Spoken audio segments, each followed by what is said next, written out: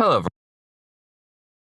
Today I want to really quickly show you a way to test your VR dependent blueprints without having to actually jump into VR.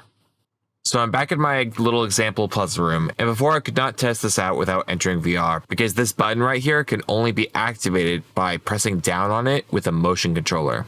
So what I'm going to do is I'm going to create a custom event which allows me to replicate the press of that button in the editor without using a motion controller. The button is what activates the ball spawner, so I'm going to show you how to make this custom event on either the button or the spawner.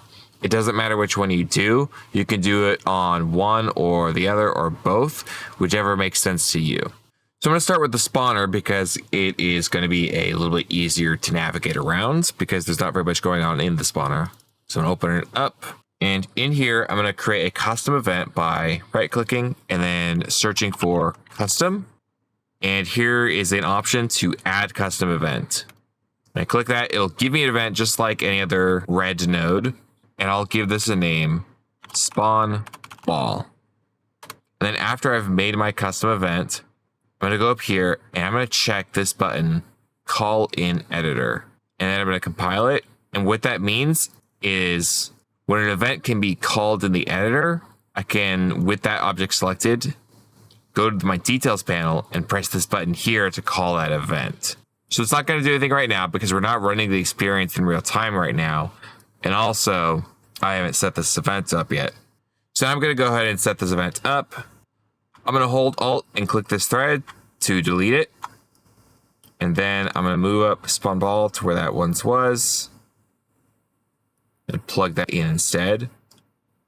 And then from event activate, I'm going to drag out. And we're typing spawn ball. So now activate activates the spawn ball event, or I can call it in the editor. Then I'm going to hit compile. And now I'm going to simulate this experience. I'm not going to do VR preview. I don't even have my VR headset plugged in right now. I'm instead going to simulate it. And now while this is simulating, I'm going to hit spawn ball here. And it spawns a ball.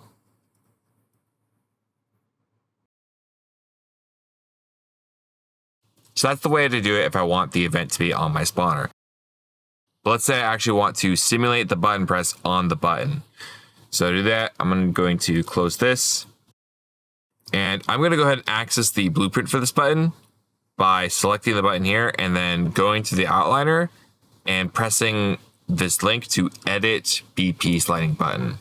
Now, I didn't create this blueprint myself. It came with the GDXR Ultimate VR template, which I'm using. So there's a lot to potentially navigate, but I know what I want is to find the activate node, and I want to tie my custom event to this and then bypass all this other stuff because we don't need this.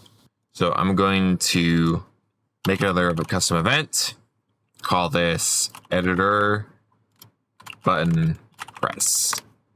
And then I'm not going to tie this directly into the activate nodes because there's two of them. Instead, I'm going to tie this into the flip-flop node.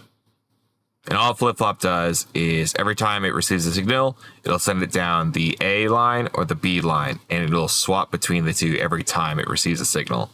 This is set up this way in the button just so that every time the button gets pressed, it'll send either a true or false Boolean value along with the activate event in case we wanted the button to turn something on and off, which is the case with our button on the outside, which opens and closes the door.